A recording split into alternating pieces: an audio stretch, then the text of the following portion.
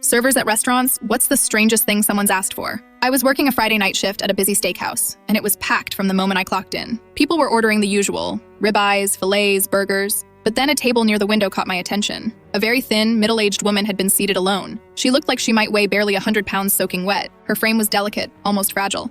And I remember thinking she probably wouldn't order anything heavy. When I approached to take her order, she scanned the menu quickly, and then looked up at me. "What's your biggest steak?" she asked. I paused, a little surprised by the straightforward question. "That would be our 24-ounce ribeye," I said. She nodded as if that was exactly what she had been hoping for. "Okay, I'll have that." Our steaks came with 2 sides, so I asked, "Which sides would you like with that?" "I don't want sides," she said flatly. I raised an eyebrow but tried to be polite. "They're included in the price," I said. "You're welcome to choose whatever you like." She shook her head. "No sides." I shrugged, making a mental note to check in on her later, and submitted the order to the kitchen. The 24-ounce ribeye came out, sizzling on the plate, and she began eating immediately, tackling it with surprising gusto. She cut her first bites carefully, almost methodically, but there was a determination in the way she chewed and swallowed that suggested she was serious about finishing it. About 10 minutes later, I approached her table. "How is everything?" I asked, smiling, expecting the usual good or fine. "Great," she said, nodding. Then she looked me straight in the eye. "Bring me another steak." I blinked, caught off guard. "Another steak? Is there anything wrong with this one?" "No," she said. "It's perfect. I just want a second one."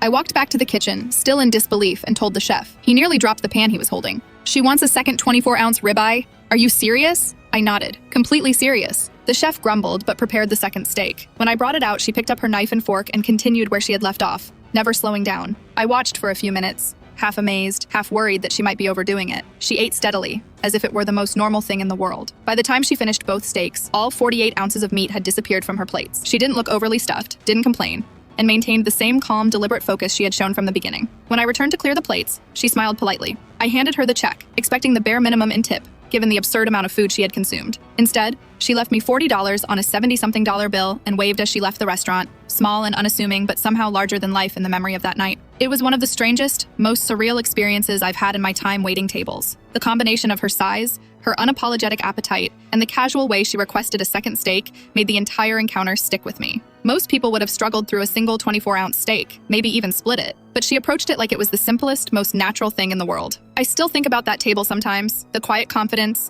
the absolute certainty in her decision to finish 2 massive steaks on her own, and the unexpected generosity with her tip. It all felt completely unique. Nights like that make restaurant work memorable. Moments where a single diner can leave a lasting impression not because of conversation or drama, but because of sheer, strange audacity. She walked out the door, calm and collected, leaving only empty plates and a story I've retold countless times to coworkers. It was a night that proved to me that sometimes the strangest, most unassuming customers are the ones who make the job unforgettable.